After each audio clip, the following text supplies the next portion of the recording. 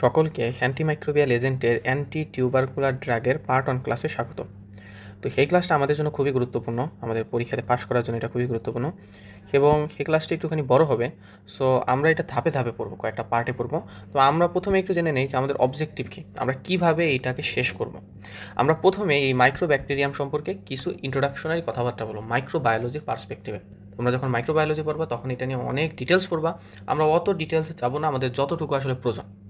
এবং পরে আমরা অ্যান্টি টিবি ড্রাগসের মধ্যে কী কী আছে এবং এটার রেজিমেন্টটা কীরকম, আমরা এটা কীভাবে দিই, এবং আমরা অ্যাডভার্স ইফেক্ট, তারপরে আমরা ইন্ডিভিজুয়াল অর্থাৎ এই অ্যান্টি টিবির মধ্যে যেগুলো আছে সেগুলোকে ইন্ডিভিজুয়ালি আমরা আলোচনা করব। এবং এরপরে আমাদের যে রেজিস্ট্যান্ট কেসগুলো আছে, দেখা যায় যে অনেক সময় অ্যান্টি টিবি ড্রাগগুলো রেজিস্ট্যান্ট হয়ে যায়। এই ক্ষেত্রে আমরা কীভাবে এগুলো ম্যানেজমেন্ট করব, এফডিসি, ডটস। এরপরে আমরা একটা টিউবারকুলোসিসের পেশেন্ট প্রেগনেন্সি বা ল্যাকটেশন, এই সময় আমরা কীভাবে ম্যানেজ করব, এবং সর্বশেষে যে অ্যান্টি টিবি ড্রাগ ইনডিউস হেপাটাইটিসকে আমরা কীভাবে ম্যানেজ করব। ঠিক আছে, তো এই জিনিসগুলো আমরা ধাপে ধাপে করব। তো প্রথমেই আমরা একটু ইন্ট্রোডাকশনটা শুরু করি। তো সেই যে আমাদের টিউবারকুলোসিসের কজেটিভ অর্গানিজম হচ্ছে মাইক্রোব্যাকটেরিয়াম টিউবারকুলোসিস। এই যে নামের সাথেই আছে টিউবারকুলোসিস, এই জন্যই এই ডিজিজটারও নাম হয়ে গেছে টিউবারকুলোসিস। এই টিউবারকুলোসিসকে আমরা সাধারণত দুইটা ভাগে ভাগ করতে পারি। আমার আছে পালমোনারি আর হচ্ছে এক্সট্রা পালমোনারি। এখানে পালমোনারি বলতে কী বোঝাচ্ছে? পালমোনারি বলতে বোঝাচ্ছে এই টিবিটা যদি আমার লাংসে হয় তাহলে এটাকে বলা হইতেছে পালমোনারি। আর যদি লাংস ছাড়া যে কোনো জায়গাতে হয় তাহলে আমরা বলবো সেটাকে এক্সট্রা পালমোনারি।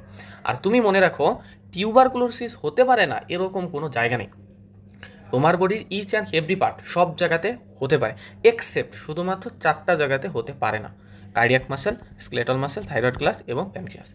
এই 4টা জায়গাতে দেখা যায় তাদের ভাস্কুলারিটি অনেক বেশি থাকার জন্য এইখানে যে দেখা যায় যে টিউবারকুলোসিসটা হতে পারে না। এই 4টা জায়গা ছাড়া most of the place of our body সব জায়গাতেই টিউবারকুলোসিস হতে পারে। বাট আমরা ক্লিনিক্যালি দুইটা টিউবারকুলোসিস নিয়ে সবথেকে বেশি কনসার্ন, একটা হচ্ছে পালমোনারি টিউবারকুলোসিস আর একটা হচ্ছে ইন্টেস্টিনাল। ঠিক আছে, অর্থাৎ আমার লাংসে যদি হয় এইটা এবং আমাদের ইন্টেস্টাইনে যদি হয়, এই দুইটা কেস নিয়েই আমরা বেশি কনসার্ন, এবং এই দুইটা কেসের পেশেন্টই আমাদের কাছে খুব কমনলি চলে আসে। তো সেই পেশেন্টগুলো আমাদের কাছে কী ক্লিনিক্যাল ফিচারগুলো নিয়ে আসে? প্রথম কথা, weight loss, low grade fever এবং নাইট সোয়েট। এই তিনটা সব জায়গা দিয়েছে, অর্থাৎ ইন্টেস্টিনাল টিবি হোক অথবা পালমোনারি, এই তিনটা কিন্তু সব জায়গায় দিয়েছে। আর যদি তার পালমোনারি টিউবারকুলোসিস হয়, যেহেতু এটা লাংসের সাথে রিলেটেড, এই জন্য দেখা যায় ওই ক্ষেত্রে 3 সপ্তাহের বেশি কাফ থাকবে। ঠিক আছে, আর যদি ইন্টেস্টিনাল টিবি হয়, এর সাথে যেহেতু লাংসের সম্পর্ক নয়, তাহলে এই ক্ষেত্রে কিন্তু আবার কাফ হবে না। এই ক্ষেত্রে যেটা হবে অ্যাবডোমিনাল পেইন এবং ডায়রিয়া। আশা করি তোমরা বুঝতে পারছো যে ক্লিনিক্যাল ফিচার কি। এরপরে আমরা যদি আসি যে আমরা যদি এটাকে ডায়াগনোসিস করতে চাই, আমরা এটা স্পেসিমেন কী নেব? ডায়াগনোসিস জন্য স্পেসিমেন কী নেব? স্পেসিমেন অবশ্যই আমরা নেব স্পুটাম, এবং এই স্পুটামটা আমরা নেব হচ্ছে মোটমাট 2বার।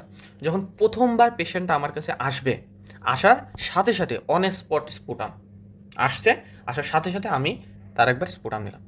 নেওয়ার পরে আমি তাকে ছোট একটা জারের মতো, একটা কৌটার মতো ধরাইয়া দিব। দেওয়ার পরে ওনারে বলবো যে আপনি পরের দিন আর্লি মর্নিং সকালবেলা ঘুম থেকে ওঠার পরেই আরেকবার এই কৌটার মধ্যে, এই জারের মধ্যে আপনার স্পুটাম নেবেন এবং সেইটা এসে আমার কাছে জমা দেবেন। ঠিক আছে, অর্থাৎ আমরা স্পুটাম নেই। এখানে আমরা কয়টা স্পুটাম নেই? স্পুটাম নেই হচ্ছে 2টা, একটা হচ্ছে অন স্পট আর একটা হচ্ছে পরের দিন মর্নিং। ঠিক আছে, আর আমরা যদি ল্যাব ডায়াগনোসিস করতে চাই, আমরা প্রথমেই ওই স্পুটামটাকে নিয়ে আমরা ওইখান থেকে স্টেইনিং এবং মাইক্রোস্কোপি করতে চাই, এবং এই জিনিসটা আমরা অবশ্যই জিল নেলসন স্টেইনিংয়ে করব। ঠিক আছে, এবং এক্ষেত্রে আমার ফাইন্ডিং পাওয়া যাবে রেড রড বিটেন অ্যাপিয়ারেন্স। ঠিক আছে, রডের মতো লম্বা লম্বা, এবং এটা কিন্তু বিডেড আর হচ্ছে লাল কালার। এই জন্য আমাদের ফাইন্ডিংটা কীরকম হবে? Red rod beaten appearance. ঠিক আছে, বাট এটা কিন্তু কনফার্মেটরি না। ঠিক আছে, আমরা চাইলে ইমিউনোলজিক্যাল টেস্ট লাইক মন্টুস টেস্টও করতে পারি, বাট এইটাও কনফার্মেটরি না। কনফার্মেটরি টেস্ট হচ্ছে তোমার নিউক্লিক অ্যাসিড বেস, এটা হচ্ছে তোমার জিনএক্সপার্ট হচ্ছে কনফার্মেটরি। ঠিক আছে, বাট জিনএক্সপার্ট সব জায়গাতে কিন্তু অ্যাভেলেবেল না। ঠিক আছে, এরপরে চলে আসো যে আমরা এই পালমোনারি টিউবারকুলোসিসের ট্রিটমেন্টটা কীভাবে করবো। ট্রিটমেন্ট জানার আগে আমাদের অ্যান্টি টিবি এজেন্ট হিসাবে কী কী আছে আমরা এটা সম্পর্কে প্রথমে একটু ধারণা। অ্যান্টি টিবি ড্রাগসগুলোকে আমরা সাধারণত দুইটাভাবে ভাগ করতে পারি, একটা আছে ফার্স্ট লাইন আর একটা আছে সেকেন্ড লাইন। ঠিক আছে, তো ফার্স্ট লাইনের ভিতরে দেখো কী আছে: আইসোনাইজাইড, রিফাম্পিসিন, পাইরাজিনামাইড, হিথাম্বিউটাল।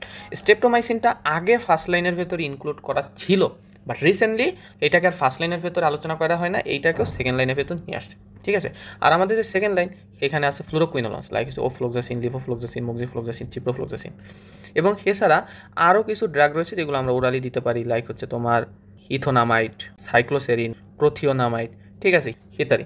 এবং আমার কিছু আছে যেটা আমরা ইনজেক্টেড ফর্মে দিই, লাইক হচ্ছে তোমার অ্যামিকাসিন, ক্যানামাইসিন, এবং এইখানে কিন্তু তোমার স্টেপ্টোমাইসিন অর্থাৎ স্টেপ্টোমাইসিনটাকেও কিন্তু আমরা এই ইনজেক্টেড ফর্মে দিই। ঠিক আছে, তো এখন তোমার মাথায় একটা কোয়েশন হতে পারে যে এইভাবে আসলে ক্লাসিফিকেশন করার কারণ কি, যে আমার কিছু আছে ফার্স্ট লাইন, কিছু আছে সেকেন্ড লাইন, এইভাবে আসলে কারণ কি? কারণ ফার্স্ট লাইনের যে ড্রাগসগুলো আছে এক্ষেত্রে দেখা যায় দে আর মোর পটেন্ট এবং লেস টক্সিক, এদের অ্যাডভার্স ইফেক্ট কম এবং এটা মোর পটেন্ট। কিন্তু সেকেন্ড লাইনের ক্ষেত্রে দেখা যায় এটা আবার less potent but more toxic. ঠিক আছে, তো এই পটেন্সি এবং টক্সিসিটির উপরেই এদেরকে আলাদা করা হয়েছে। ঠিক আছে, এবং ফার্স্ট লাইন যেহেতু মোর পটেন্ট সেই জন্য দেখা যায় যে ফার্স্ট লাইন দিলে আমার থেরাপিটা হবে শর্ট আর থেরাপি হবে, এবং সেকেন্ড লাইনের ক্ষেত্রে অ্যাজ ইউজুয়াল এটা লঙ্গার। ঠিক আছে, তো আমরা আসলে কীভাবে ইউজ করি? আমরা ইউজ করি একটা, যদি টিবির পেশেন্ট আমাদের কাছে আসে বা ডায়াগনোসিস হয়, আমরা প্রথমেই ফার্স্ট লাইন দিয়ে শুরু করবো।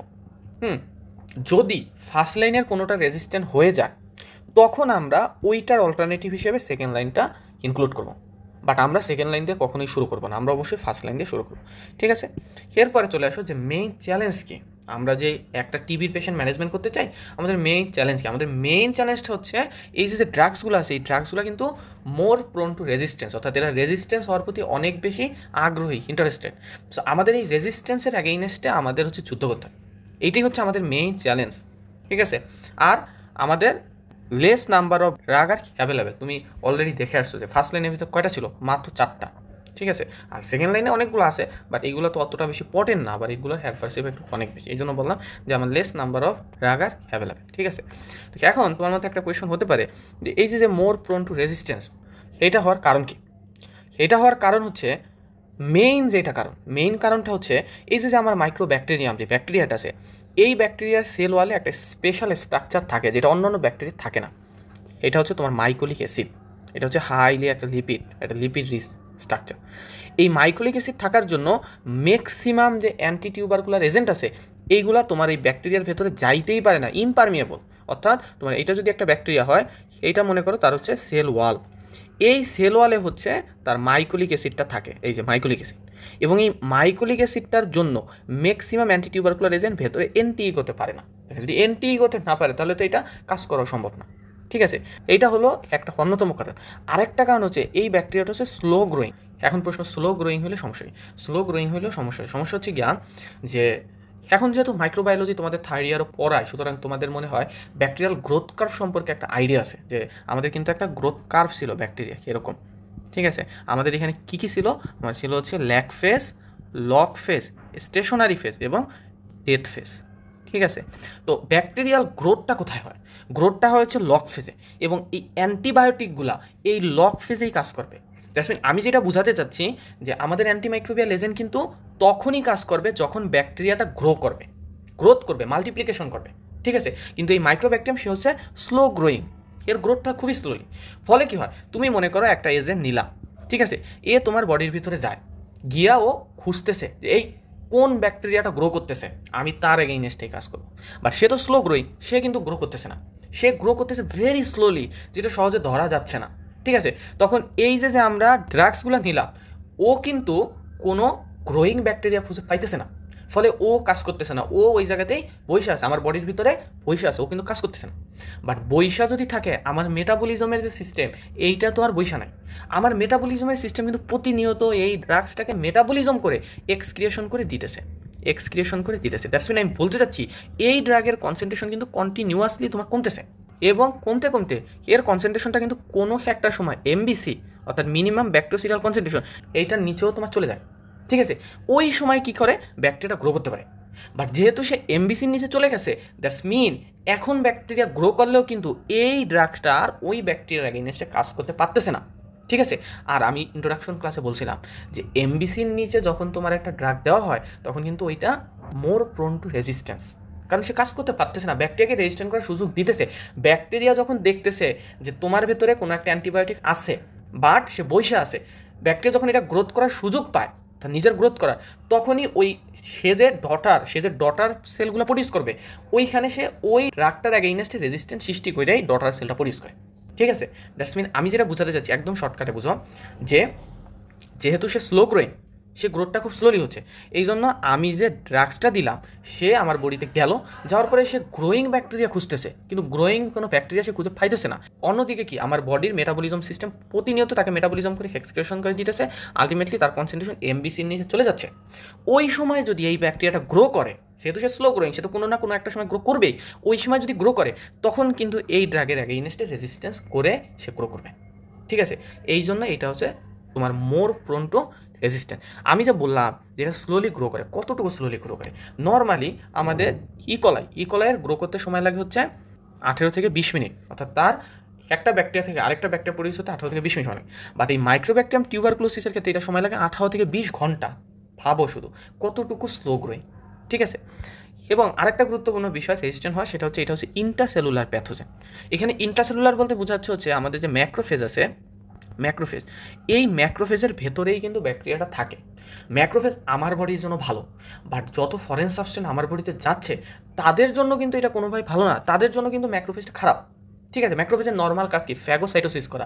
যত ফরেন সাবস্টেন্স যাবে, সেটা হোক ব্যাকটেরিয়া, ভাইরাস, ফাঙ্গাস, যাই হোক না কেন, ম্যাক্রোফেজের কাজ হচ্ছে ওইটাকে তোমার ফ্যাগোসাইটোসিস করা, ওইটাকে কিল করা। বাট এই মাইক্রোব্যাকটেরিয়াম সে এমন একটা ব্যাকটেরিয়া যে সে সরাসরি ম্যাক্রোফেজের ভেতরে এন্ট্রি করে দেন ম্যাক্রোফেজের ভেতরেই মাল্টিপ্লিকেশন করবে। দ্যাটস মিন আমি যেটা বোঝাতে চাচ্ছি, ম্যাক্রোফেজ মাইক্রোব্যাকটেরিয়ামকে কিল করতে পারে না। ঠিক আছে, সুতরাং ম্যাক্রোফেজকে মারার জন্য আমার বডির কিন্তু একটা প্রোটেকশন সিস্টেম কমলো, এই জন্য সে আরও বেশি সুযোগ পায় রেজিস্ট্যান্ট হওয়ার জন্য। ঠিক আছে, আশা করি বুঝতে পারছো। আরেকটা হচ্ছে সে ডরমেন্ট থাকতে পারে। এখন ডরমেন্ট থাকলে কী হবে, ডরমেন্স মিনস সে তোমার বডিতে আসে, সে তোমার বডিতে রয়েছে, বাট কোনো সাইন সিমটম প্রকাশ করে না। ঠিক আছে, এই সময় আসলে কি হয়, এই সময় দেখা যায়, মনে করো যে তুমি কোনো একজন পার্সনকে 6 মাসের জন্য এই অ্যান্টিটিবি যে থেরাপি আছে এইটা তুমি দিলা। ঠিক আছে, 2 মাস ওষুধ খাওয়ার পরে সে অলমোস্ট সুস্থ, সে এখন যথেষ্ট ভালো বোধ করতেছে। ঠিক আছে, তার কোনো সাইন সিমটম নাই, এর মানে কিন্তু এই না তার ভেতরে আর ব্যাকটেরিয়াটা নাই, তার ভেতরে ব্যাকটেরিয়া আছে ডরমেন্ট কন্ডিশনে, সে কোনো সাইন সিমটম প্রকাশ করতেছে না। ফলে দেখা যায় এই যে তুমি যে ওষুধটাকে বন্ধ করলা, এরপরে এই ডরমেন্ট ব্যাকটেরিয়াটা যখন মাল্টিপ্লিকেশন করবে, তখন এই যে অ্যান্টিটিবি ড্রাগসগুলো আছে তাদেরকে রেজিস্ট্যান্স করেই মাল্টিপ্লিকেশন করবে। কারণ সে অলরেডি জানে যে তার বংশের লোকেরা কার জন্য মারা গেছে, কোন মেকানিজম মারা গেছে। এই জন্য সে যখন মাল্টিপ্লিকেশন করবে, সেইগুলার অ্যাগেইনস্টে রেজিস্ট্যান্স সৃষ্টি করে মাল্টিপ্লিকেশন করবে। ঠিক আছে, এই কারণেও দেখা যায় যে এটা রেজিস্ট্যান্ট হওয়ার প্রবণতা বেশি। ঠিক আছে, আশা করি তোমরা বুঝতে পারছো যে কেন অ্যান্টি টিউবারকুলার যে ড্রাগসগুলো আছে এগুলো মোর প্রোন টু রেজিস্ট্যান্স। ঠিক আছে, এরপরে এখানে দেখো আরেকটা কথা বলা আছে যে অল দ্য অ্যান্টিটিবি ড্রাগ আর ব্যাকটেরিওসিডাল এক্সেপ্ট ইথামবিউটল। এই ইথামবিউটলটা হচ্ছে ব্যাকটেরিওস্ট্যাটিক। এই জিনিসটা তোমাদের এমসিকিউ বলো, এসবিএ বলো, এটার জন্য খুবই গুরুত্বপূর্ণ। ঠিক আছে, এরপরে আসো এফডিসি। এফডিসি কি, ফিক্সড ডোজ কম্বিনেশন। সহজ কথায় আমরা যে অ্যান্টিটিভির যে ফার্স্ট লাইন যে ড্রাগসগুলো পড়ি, এই সবগুলো ফার্স্ট লাইন ড্রাগকে কম্বাইন করে একটা মাত্র ড্রাগস বানানো হয়, এটাই হচ্ছে আমার এফডিসি। এখন কথা হচ্ছে এইগুলো বানানোর উদ্দেশ্য হচ্ছে এই যে আমাদের ফার্স্ট লাইন ড্রাগগুলো ছিল, অর্থাৎ কি আইসোনাইজাইড, রিফাম্পিসিড, ফাইরাজিনামাইড, ইথামবিউটল, এই ড্রাগস একজন টিবির পেশেন্ট সে কয়টা করে খাবে, এই জিনিসটা কিন্তু তার বয়সের উপরে নির্ভর করে। এজে মনে করো সেই পার্সনটার বয়স হচ্ছে 55 to 70। যদি এইরকম বয়স হয় 55 to 70-র ভেতরে হয়, তাহলে এই পার্সনকে প্রত্যেকটা ফার্স্ট লাইন অ্যান্টিটিবি ড্রাগস প্রত্যেকটা হচ্ছে 4টা করে নিতে হবে। দ্যাটস মিন তাকে 4 পদের ওষুধ 4 গুণ 4 16টা একসাথে খেতে হবে। 16টা ওষুধ একসাথে খাওয়া এটা কিন্তু পেশেন্টের জন্য অবশ্যই মানে সহজ কিছু না, এটা একটা কমপ্লেক্স, মানে 16টা ওষুধ সেই একসাথে খাইতেছে, প্লাস কোনো ওষুধ আবার ভুলে যাওয়ারও সম্ভাবনা আছে, প্লাস তুমি যে প্রেসক্রিপশন করবা, তুমি 16টা ওষুধ একসাথে প্রেসক্রিপশন করতেছো, তোমার প্রেসক্রিপশন ইরর হওয়ারও সম্ভাবনা আছে। তো এই ঝামেলাটা দূর করার জন্য আমরা কী করছি, আইসোনাইজাইড, রিফাম্পিসিন, প্যারাজিনামাইড, ইথামবিউটল, এই সবগুলোকে মিলে একটা মাত্র ড্রাগস বানাইছি আমরা, এইটার নাম দিই এফডিসি, অর্থাৎ ফিক্সড ডোজ কম্বিনেশন। ঠিক আছে, অর্থাৎ এখন আমি যদি তাকে এফডিসি প্রেসক্রাইব করি, এখন কিন্তু সে 16টা খাবে না, এখনও তার 4টাই খেতে হবে। তার বয়স যদি 55 থেকে 70-এর ভিতরে হয়, তাকে 4টাই খেতে হবে, কিন্তু সে 4টা এফডিসি খাবে। এই 4টা এফডিসি খাওয়ার অর্থ হচ্ছে সে সবগুলো ওষুধ 4টা করে খাইলো, মানে 16টাই খাইলো। 16টাকে আমরা 4টাতে নিয়ে আসছি, এটাই হচ্ছে আমার এফডিসি। এখন এই যে আমাদের 4টার কম্বিনেশন, এখানে কিন্তু নির্দিষ্ট ডোজ থাকে, তুমি চাইলেই যেমন তেমন করতে পারবে না। ফর এক্সাম্পল এখানে রিফাম্পিসিন থাকবে 150 মিলিগ্রাম, আইসোনাইজেট থাকবে 75 মিলিগ্রাম, ফাইরাজিনামাইড থাকবে 400 এবং ইথামিউলো থাকবে 275 মিলিগ্রাম। এটা কিন্তু ফিক্সড। যদি এই 4টাকে মিলে আমরা এফডিসি করি তখন আমরা এটাকে বলি 4 এফডিসি, মানে 4টার এখানে রয়েছে। আর যদি আমরা শুধুমাত্র রিফাম্পিসিন এবং আইসোনাইজেট এই 2টাকে মিলে করি তখন আমরা এটাকে বলি 2 এফডিসি। ঠিক আছে, তাহলে আমার এফডিসি কত প্রকার? এফডিসি হচ্ছে আমার 2 প্রকার, 4 এফডিসি এবং 2 এফডিসি। এখানে কোনটায় কতটুকু ডোজ থাকবে এই জিনিসগুলো কিন্তু ইম্পর্টেন্ট ভাইভাতে কোশ্চেন করে। ঠিক আছে, আর আমি যে বললাম যে বয়সের উপরে নির্ভর করে সে কয়টা ওষুধ খাবে, এটা বয়সের উপর নির্ভর করে। সেইখানে দেখো এই কথাটাই বলা আছে, যদি 30 থেকে 37-এর ভিতরে হয় তাহলে 2টা, যদি 38 থেকে 54-এর ভিতরে হয় তাহলে 3টা, আর যদি 55 থেকে 70-এর ভিতরে তাহলে 4টা, আর যদি 70-এর বেশি হয় তাহলে একসাথে 5টা খেতে হবে। যদি সে এফডিসি খায় তাহলে তার 5টা খেলেই হবে। আর যদি ইন্ডিভিজুয়ালি খেতে চায় প্রত্যেকটা, তাহলে 5 গুণ 4 মানে 20টা ওষুধ একসাথে খেতে হবে। ঠিক আছে, এরপরে স্লাইডে দেখো এই যে আমি যেগুলো বললাম যে এটা অ্যাডভান্টেজ কি, যে আমার এখানে প্রেসক্রিপশন ইরর হওয়ার সম্ভাবনাটা কমে। পেশেন্টকে যেহেতু কম পরিমাণে ওষুধ খাইতে হচ্ছে, পেশেন্ট কমপ্লেন্সটা এখানে পারবে। ঠিক আছে, এবং আরেকটা গুরুত্বপূর্ণ বিষয় যে এখানে আমার রেজিস্ট্যান্স হওয়ার সম্ভাবনাটা কমে আসে। ঠিক আছে, এই জিনিসটাকে তুমি একটা বাংলা ছবির সাথে কম্পেয়ার করতে পারো। বাংলা ছবিতে আমার কী হয়, যে একজন নায়ক থাকে, ঠিক আছে, এই নায়ককে মারার জন্য ভিলেনরা কিন্তু মাল্টিপল, অনেকগুলা ভিলেন, মানে ভিলেনের যে দলের লোকের আছে তারা মাল্টিপল সাইড থেকে একসাথে গিয়ে কিন্তু অ্যাটাক করে। তারা কিন্তু কখনোই এইভাবে অ্যাটাক করে না যে প্রথমে একজনে যাও, তারপরে তার সাথে মারামারি শেষ হলে আরেকজনে যাও, তার সাথে মারামারি শেষ হলে আরেকজনে যাও, এইভাবে কিন্তু জানে তারা একসাথে যায়। একসাথে কেন যাচ্ছে? কারণ সবাই জানে যে নায়কের শক্তি অনেক বেশি, দ্যাটস ওয়াই ভিলেনরা সবাই একসাথে যায়। এখানেও সেম, আমার যে মাইক্রোব্যাকটেরিয়াম টিউবারকুলোসিস, এই ব্যাকটেরিয়া ভেরি পাওয়ারফুল, এই ব্যাকটেরিয়া রেজিস্ট্যান্স করতে পারে, মানে সে যদি নায়ক হয় সে ভিলেনদের মেরে ফেলতে পারে। ঠিক আছে, সে রেজিস্ট্যান্ট করতে পারে। এই জন্য আমরা যখন অ্যাটাক করব তখন আমরা একসাথে করতে চাই অ্যাটাক। আমরা এইভাবে করব না যে প্রথমে আমি আইসোনাইজেট দিলাম পরে আমি রিফাম্পিসিন দিলাম, বা প্রথমে আমি রিফাম্পিসিন দিলাম পরে আমি আইসোনাইজেট দিলাম। আমি একসাথে দিতে চাই, আর একসাথে আমি তখনই দিতে পারবো যখন আমি এই কম্বাইনলি দেবো। আমি যদি আলাদা আলাদা দিতাম পেশেন্ট একটা ভুলেও যেতে পারতো। ঠিক আছে, তো এই জন্য দেখা যায় যে আমরা এখন যেহেতু কম্বাইনলি দিছি, এফডিসিতে দিয়েছি, এখানে আমার রিস্ক, আমার যে রেজিস্ট্যান্ট হওয়ার রিস্ক সেইটা কমে আসে। আরেকটা বিষয় যেটা আমার ম্যানেজমেন্টকে সিম্পলিফাই করে। ঠিক আছে, আশা করি বুঝতে পারছো। এখন অ্যাডভান্টেজ যেমন আছে, ডিসঅ্যাডভান্টেজও রয়েছে। এর মধ্যে সবচেয়ে ইম্পর্টেন্ট ডিসঅ্যাডভান্টেজ হচ্ছে এখানে ওভারডোজ বা আন্ডারডোজ হওয়ার সম্ভাবনা আছে। এই জিনিসটার আমি তোমাদের সুন্দর একটা এক্সাম্পল দিয়ে বোঝাই। আমরা যখন ইন্ডিভিজুয়াল ড্রাগস পড়াবো, এর মধ্যে যখন আমরা আইসোনায়াজিড পড়াবো, ঠিক আছে, ওই জায়গাতে তোমরা পড়বা আইসোনায়াজিড মেটাবলিজম হয়, এটা আমাদের লিভারে মেটাবলিজম হবে, এটার একটা প্রসেসের নাম আছে, এটার নাম আছে অ্যাসিটাইলেশন। এবং এই অ্যাসিটাইলেশন প্রক্রিয়া বাই বন জেনেটিক্যালি মেনটেন করা, অর্থাৎ তোমার বডিতে কীভাবে হচ্ছে আমার বডিতে কীভাবে হচ্ছে এটা সেম নাও হতে পারে। কিছু মানুষ আছে বাই বন স্লো অ্যাসিটাইলেটর, আবার কিছু মানুষ আছে বাই বন র্যাপিড অ্যাসিটাইলেটর। ঠিক আছে, স্লো অ্যাসিটাইলেটর মানে কি, তার বডিতে এই অ্যাসিটাইলেশন মেটাবলিজমের প্রসেসটা স্লোলি হচ্ছে, দ্যাটস মিন মেটাবলিজমটা কম হচ্ছে। তাহলে মেটাবলিজম যদি কম হয়, তুমি আমাকে বলো যে এইটা কি এক্সক্রিয়েশন কম হচ্ছে নাকি বেশি হচ্ছে? অবশ্যই এক্সক্রিয়েশনও কম হচ্ছে, দ্যাটস মিন সে আমার বডির ভেতরে বেশি সময় স্টে করতেছে। বাট যে র্যাপিড অ্যাসিটাইলেটর, এই র্যাপিড অ্যাসিটাইলেটর মানে কি, মানে তার বডিতে মেটাবলিজমটা র্যাপিডলি হচ্ছে, সুতরাং তার বডিতে এক্সক্রিয়েশনটা বেশি হচ্ছে। অর্থাৎ আমরা কি এইটা বলতে পারি কি না যে যেই পার্সনটা স্লো অ্যাসিটাইলেশন করে তার যদি এক্সক্রিয়েশনটা কম হচ্ছে, দ্যাটস মিন তার ডিউরেশন অফ অ্যাকশন হবে বেশি, আর যার র্যাপিড অ্যাসিটাইলেশন হচ্ছে তার তো এক্সক্রিয়েশন বেশি হচ্ছে, এই জন্য তার ডিউরেশন অফ অ্যাকশন হবে কম। এখন তুমি আমাকে বলো, একজনের বডিতে যদি আইসোনায়াজিডের ডিউরেশন অ্যাকশন বেশি হয় আরেকজনের কম হয়, দুইজনের কি ডোজটা তুমি সেম দিবা কি না? অবশ্যই না। যার বডিতে ডিউরেশন অফ অ্যাকশন বেশি আছে তাকে কিন্তু আমরা ডোজটা দিব কম, কারণ তার বডিতে বেশি আছে। আবার যার বডিতে ডিউরেশন অফ অ্যাকশন কম তাকে আমরা আবার ডোজটা দেবো বেশি, কারণ তার বডিতে ডিউরেশন অফ অ্যাকশন কম, আমরা বেশি ডোজিং করতে হবে যাতে সে সবসময় থাকে। ঠিক আছে, বাট তুমি যখন এফডিসি দিতেছো তখন কিন্তু এই ডোজ কমানো বাড়ানো, আমরা জাস্ট আইসোনাইজেট নিয়ে কথা বলতে চাই, আইসোনাইজেটের ডোজ কমানো বাড়ানোর সুযোগ নাই, ওইখানে কিন্তু ফিক্সড। অর্থাৎ ওইখানে আমার এই পরিমাণটা যে তুমি আইসোনাইজেট 75 মিলিগ্রাম, এখানে 75 মিলিগ্রামই, এটা ফিক্সড, এটা তুমি কমাইতে বাড়াইতে পারবে না। সুতরাং এই জন্য দেখা যায় যে এখানে ওভারডোজ বা আন্ডারডোজ হওয়ার সম্ভাবনা আছে। না আমি 75 মিলিগ্রাম দিলাম, এখন যদি তার বডিতে ডিউরেশন অফ অ্যাকশন বেশি হয় ওইটা, তাহলে কিন্তু এটা ওভারডোজ হবে, আর যদি ডিউরেশন অফ অ্যাকশন কম হয় তাহলে কিন্তু এটা আন্ডারডোজ হবে। ঠিক আছে, আশা করি তোমরা বুঝতে পারছো যে এখানে ওভারডোজ আর আন্ডারডোজ বলতে কী বোঝাচ্ছে। আরেকটা বিষয় দেখা যায় যে এই কম্বাইন্ডলি দিলে রিফাম্পিসিনের বায়োবিলিটিটা কম পাওয়া যায়, এবং এখানে অবশ্যই টক্সিসিটি হওয়ার সম্ভাবনা আছে। আমরা যেহেতু মাল্টিপল ড্রাগ এখানে দিতেছি এই জন্য এখানে টক্সিসিটি হওয়ার সম্ভাবনা আছে। ঠিক আছে, আশা করি এফডিসি নিয়ে তোমাদের কনসেপ্টটা ক্লিয়ার। এখন আসলে সবথেকে ইম্পর্টেন্ট জিনিস যে আমাদের যে ট্রিটমেন্ট রেজিমেন্ট আছে আমরা কীভাবে দিই, ঠিক আছে। তো সেক্ষেত্রে আমাদের যে টিবির পেশেন্টগুলো আছে এই টিবির পেশেন্টগুলোকে আমরা মূলত দুইটা ভাগে ভাগ করব। একটা হচ্ছে নিউয়ার কেস আর একটা হচ্ছে প্রিভিয়াসলি হিটেড কেস।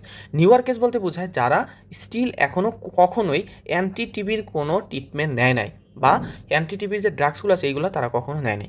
আর প্রিভিয়াসলি ট্রিটেড কেস বলতে বোঝায় যে সে এর আগে অ্যান্টি টিবির ট্রিটমেন্ট নিছে মোর দ্যান 1 মান্থ। যদি 1 মান্থের কম হয় তাহলেও কিন্তু সেটা নিউয়ার কেসের ভেতর পড়তেছে, অর্থাৎ অ্যান্টি টিবির ট্রিটমেন্ট নেয় নাই অথবা নিছে 1 মাসের কম, দিস ইজ নিউয়ার কেস। আর যদি 1 মাসের বেশি হয় তাহলে হচ্ছে প্রিভিয়াসলি ট্রিটেড কেস। এবং এই নিউয়ার কেসকেও আবার 4টা ভাগ আছে, একটা হচ্ছে bacteriological positive pulmonary TB, bacteriological negative pulmonary TB. Pulmonary TB তো বুঝছো যে এখানে লাংসে তোমার সমস্যা হয়েছে।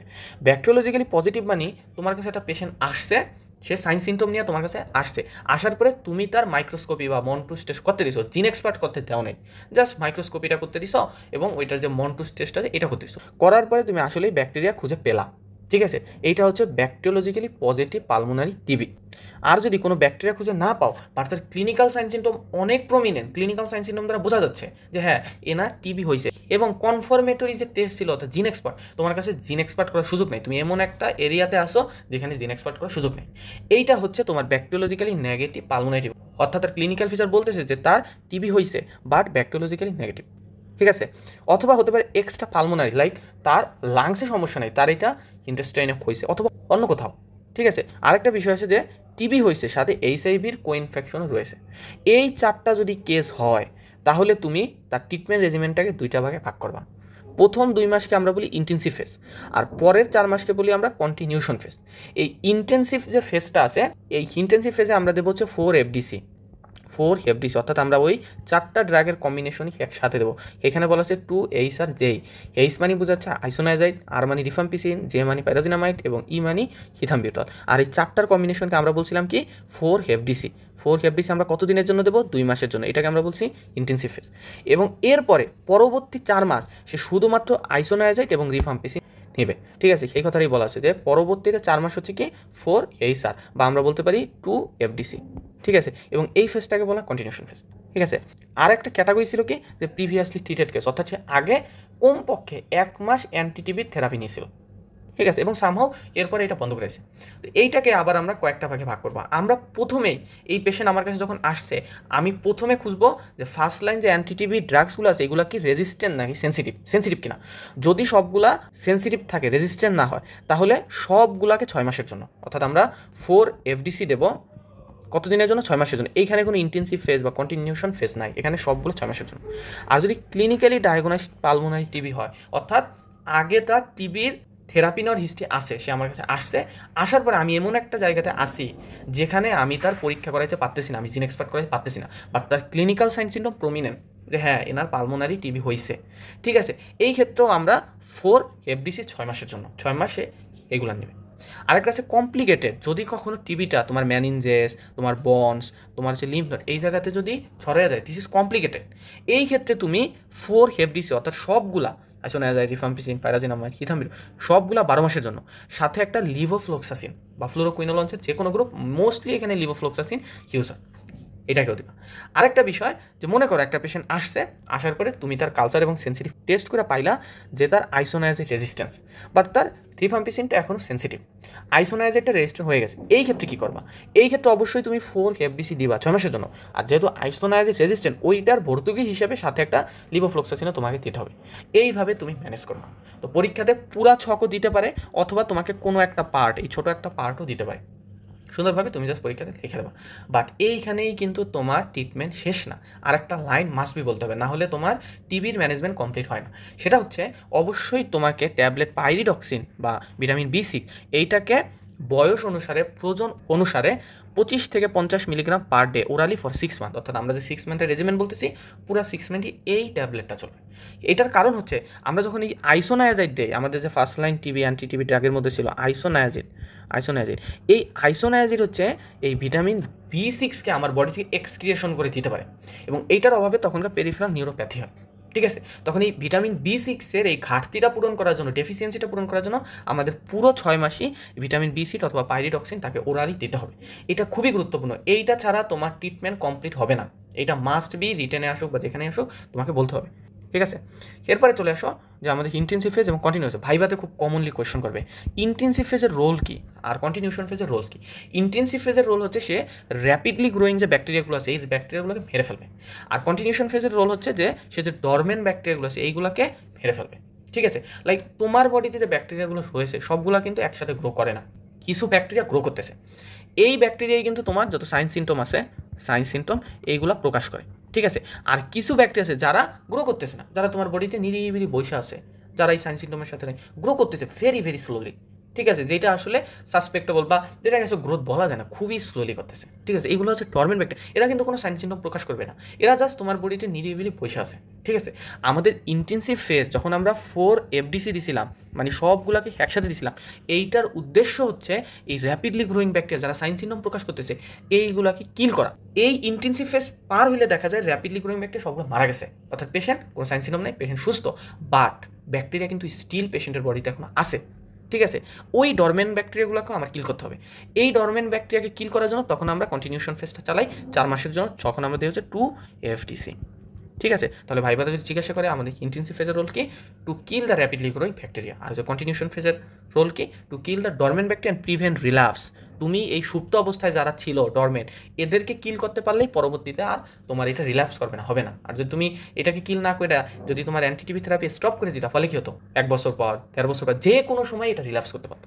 এইটাই হচ্ছে আমাদের রোল, ঠিক আছে। এবং এই যে আমরা ইন্টেন্সিভ ফেজটা চালাই, এক্ষেত্রে দেখা যায় প্রথম 2 সপ্তাহের মধ্যেই পেশেন্ট ইনফেকটিয়াস কন্ডিশন থেকে নন ইনফেকটিয়াস কন্ডিশনে চলে যায়। এখানে নন ইনফেকটিয়াস বলতে বোঝাচ্ছে যে প্রথম 2 সপ্তাহ পরে এই পার্সন থেকে এই ব্যাকটেরিয়াটা আরেকজন মানুষের বডিতে ছড়ায় না, অর্থাৎ আরেকজন মানুষ তার দ্বারা ইনফেক্টেড হয় না। এই জন্য দেখা যায় যে প্রথম 2 সপ্তাহ তাকে খুবই আইসোলেশন বা কোয়ারেন্টাইনের ভিতরে থাকতে হবে, মানুষের সংস্পর্শে কম যেতে হবে। পরে 2 সপ্তাহ পার হয়ে গেলে সে নর্মালি সবার সাথে মিশতে পারবে। আশা করি তোমরা জিনিসটা বুঝতে পারছো। এরপরে আসো যে এতক্ষণ আমরা যে আলোচনা করলাম, আমরা এই যে ট্রিটমেন্টটা দিলাম আমরা কীভাবে দিলাম, আমরা কি সিঙ্গেল এজেন্ট করে দিলাম নাকি কম্বাইনলি দিলাম? অবশ্যই আমরা কম্বাইনলি দিলাম, যে আমরা 4টা ড্রাগস একসাথে দিছি, আমরা কিন্তু একটা ড্রাগ দিই নাই, 2টা ড্রাগ দিই, আমরা 4টাকে দিছি। এইটার উদ্দেশ্য কি? এটার মেইন উদ্দেশ্য হচ্ছে আমাদের প্রিভেনশন করা রেজিস্ট্যান্সকে। আমি অলরেডি তোমাদেরকে বলে আসছি যে আমরা নায়ককে মারতে যখন ভিলেন যায় তখন কি করে, মাল্টিপল সাইড থেকে অ্যাটাক করে। মাইক্রোব্যাকটেরিয়াম টিউবারকুলোসিস যেহেতু একটা ডেঞ্জারাস লেভেলের ব্যাকটেরিয়া, তার রেজিস্ট্যান্স হওয়ার চান্সটা অনেক বেশি, এই জন্য আমরা মাল্টিপল সাইড থেকে অ্যাটাক করতে চাই, এই জন্য আমরা কম্বিনেশন দিই, ঠিক আছে। এবং আমাদের এখানে স্পেকট্রামটা হচ্ছে ব্রড হবে, স্পেকট্রাম ব্রড, আর হচ্ছে এখানে ব্যাকটেরিয়াল লোডটাও খুব র্যাপিডলি কমে আসে। আরেকটা গুরুত্বপূর্ণ বিষয়, যেখানে ইন্ডিভিজুয়াল ড্রাগের টক্সিসিটি হওয়ার সম্ভাবনা কম, ঠিক আছে। যেহেতু মাইক্রোব্যাকটেরিয়াম টিউবারকুলোসিস একটা ডেঞ্জারাস ব্যাকটেরিয়া, তুমি যদি একটা সিঙ্গেল এজেন্ট দিতা, মনে করো সিঙ্গেল এজেন্ট, ঠিক আছে, তোমার কিন্তু এটা একটা লার্জ ডোজ দিতে হতো, লার্জ ডোজ, ঠিক আছে। লার্জ ডোজ দিলে দেখা যেত সেইটার এগেইনস্টে একটা মারামারি পারতেছে, ঠিক আছে। আর যখনই তুমি লার্জ ডোজ দিতেছো, দ্যাটস মিন এইখানে তোমার টক্সিসিটি হওয়ার সম্ভাবনাটা বেড়ে যায়।